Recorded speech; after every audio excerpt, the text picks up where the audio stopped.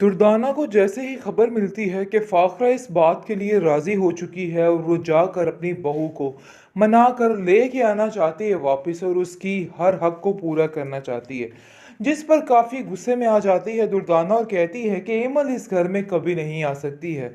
आगे से वो कहती है कि आखिर ये मम्मी का हुक्म है और आप कैसे हुक्म को ऐसे कर सकती हैं। वैसे तो आप उनकी बहुत बात मानती हैं, लेकिन अब आपको ऐसा क्या हो गया कि अब आप उनकी बातों पर इस तरह से गुस्सा खा रही हैं। जिस पर वो कहती है तुम्हारा मसला नहीं, ये हमारे घर का मसला है, इसलिए तुम अंदर मत बोलो। जिस पर वो चली जाती है फाखरा के पास और कहती है कि आखिर आप इतनी बड़ी नाइंसाफ़ी कैसे कर सकती हैं। आगे से वो कहती है कि देखो दुर्दाना, नाइंसाफ़ी किस बात की। आप मेरी बेटी के साथ बहुत गलत कर रही हैं। देखिए, आपको मैं ये सारी बातों का हुक्म बिल्कुल नहीं देती हूँ। खबरदार मेरी बेटी के साथ किसी ने ये हरकत करने की कोशिश की। जिस पर आप देखेंगे कि वो कहती है कि एमल भी किसी की बेटी है, शायद ये चीज़ आप लोग भूल जाते हैं, इसलिए आप कोई भी नाइंसाफ़ी नहीं चलेगी और आयमा को उसका हक दिया जा रहा है, सब कुछ तो उसको मिल रहा है और उसको क्या चाहिए। इस पर वो कहती है कि नहीं, बस मैंने भी ठान ली है कि अब कोई भी उसकी हक तलफी नहीं करेगा। अब मैं खुद आप लोगों को हैंडल कर लूंगी और क्या करना है क्या नहीं करना। जिस पर फाखरा कहती है, अरे दुर्दाना बेवकूफ़, चुप कर जाओ, सारी ज़िंदगी तुमने चिक चिक की है और अब ये चिक चिक तुम्हारी बंद नहीं हो रही। तुम जानती तो हो मैं कितने गहरे सदमे में हूँ, लेकिन फिर भी तुम्हें इन बातों का एहसास ही नहीं हो रहा है और तुम अभी भी वही ड्रामे कर रही हो और वही सियासतें लड़ा रही हो। यानी कि अब उसको भी अंदाज़ा हो गया है कि उसकी बहन सिर्फ और सिर्फ सियासत के अलावा और कुछ भी नहीं कर सकती और सिर्फ घर में लड़ाई के अलावा और कुछ भी नहीं कर सकती। इसलिए वो कहती है कि अब आप सब खामोश रहेंगे, यानी कि आप दोनों खामोश रहेंगे। जो मैं करना चाहती हूँ मैं अब वही करूँगी और अपनी मर्ज़ी के साथ करूँगी, इसलिए किसी को अंदर बोलने का कोई भी हक नहीं है। और बेहतर ये होगा कि तुम अंदर बिल्कुल मत बोलो, क्योंकि तुम्हारी इन बातों से मेरा दिल बहुत ज़्यादा परेशान हो जाता है और मैं नहीं चाहती हूँ कि मैं कोई भी टेंशन अपने पल्ले पालूँ। मैं खुद बहुत परेशान, इसलिए हमें जितनी जल्दी हो सके ये काम करना ही करना है। खैर, ये चीज़ में कामयाब नहीं हो सकती है। फ़िलहाल तो फ़ाकरा बहुत परेशान है, क्योंकि उसको और कोई ऑप्शन नज़र नहीं आ रहा और उसको आज आकर एमल और एनी ही नज़र आ रही हैं, क्योंकि उसने बहुत ज़्यादा बुरा सलूक किया है जो आगे आकर इन इसके दुखों में बदल चुका है। लेकिन अब देखेंगे कि वो अफ़ान को बुलाती है और अफ़ान से कहती है कि देखो अफ़ान, मैं चाहती हूँ कि हम जाकर एमल से माफ़ी मांगें, बल्कि मैं जाके एमल से माफ़ी मांगूँ, क्योंकि मैंने जो कुछ उसके साथ किया है, आज मुझे इन सब बातों का बहुत ज़्यादा अफसोस है और मैं चाहती हूँ कि जाकर सारी बातों को क्लियर किया जाए और उनसे माफ़ी मांगी जाए। जिस पर आप देखेंगे कि फ़ान काफ़ी खुश होता है और कहता है कि ये आज आपने पते की बात की है और बहुत ही ज़बरदस्त बात की है, ऐसा ही होगा जैसे आप चाह रही हैं। इसलिए आप बिल्कुल परेशान मत हो, सब कुछ ठीक हो जाएगा। हम जाकर उससे माफ़ी मांगेंगे और सब कुछ ठीक कर देंगे। जिस पर आप देखेंगे कि वो काफ़ी खुश हो जाती है। लेकिन फ़ाकरा कहती है कि मुझे समझ नहीं आ रही कि आयमा और दुर्दाना इतनी रूठी रूठी क्यों हैं। जब मैं हक का साथ दे रही हूँ तो ये लोग कैसे मुझसे मुँह फेरे हैं, लेकिन जब मैं इनकी साजिशों, इनकी चालों में इनकी मदद करती थी तो ये लोग कैसे मेरा साथ देते होते थे। लेकिन देखिए, अब इन लोगों को कोई परवाह, कोई फ़िक्र नहीं रही, बल्कि ये लोग अब ऐसे बदीद हो चुके हैं कि अब मुझसे आंखें कतराने लग गए हैं। मुझे तो ऐसा लग रहा है कि कोई गड़बड़ ही ना हो जाए। इस पर अफ़ान कहता है कि आप क्यों इन बातों की टेंशन ले रही हैं। देखिए, ऐसा कुछ भी नहीं होता है, सब कुछ ठीक हो जाएगा और आपको बिला वजह इन बातों को लेके परेशान होने की कोई भी ज़रूरत नहीं है, क्योंकि मैं इन पर अपनी पूरी नज़र रख रहा हूँ और आप फ़िक्र मत करें, सब ठीक हो जाएगा, इसलिए टेंशन मत लें और सिर्फ अपनी माफ़ी तलाफ़ियों पे ध्यान दें। जो गुनाह किए हैं बस उनको अपने ज़हन में रखें और सबसे माफ़ी मांगती फिरें, बस यही अब आपका एक काम है।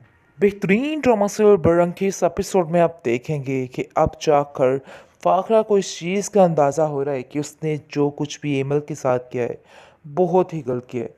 खैर, आप देखेंगे कि अफ़ान उसको इस चीज़ का एहसास दिला चुका है कि उसको वाकई में एमल की बात मान लेनी चाहिए और उन लोगों के पास जाना चाहिए, क्योंकि आप जानते हैं कि अफ़ान बहुत ही पॉजिटिव माइंड बंदा है और बस यही बताने की कोशिश कर रहा है कि मेरी माँ सही बंदों की पहचान कीजिए और इन गलत लोगों से ज़रा दूर ही रहिए, इन पर फासला ही रखिए।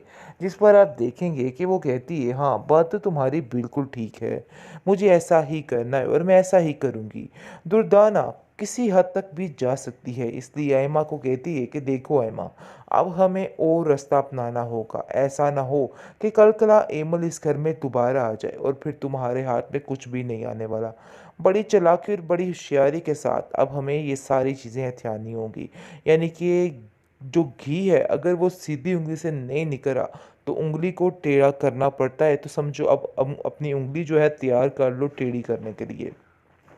क्योंकि आप देखेंगे कि आयमा बड़ी ही चालाक और अपनी माँ से 10 हाथ आगे और कहती है कि हमें खाला जान की इस तबीयत का फ़ायदा उठाते हुए एक काम तो करना है और जाकर अब हमें पेपर जो हैं प्रॉपर्टी के वो चुराने और सब कुछ अपने नाम करना है। यानी कि जो हमारा मकसद रहा है, इस लालची औरतों का जो मकसद रहा है, बस ये औरतें यही करना चाह रही हैं और इनका कोई भी मकसद नहीं है।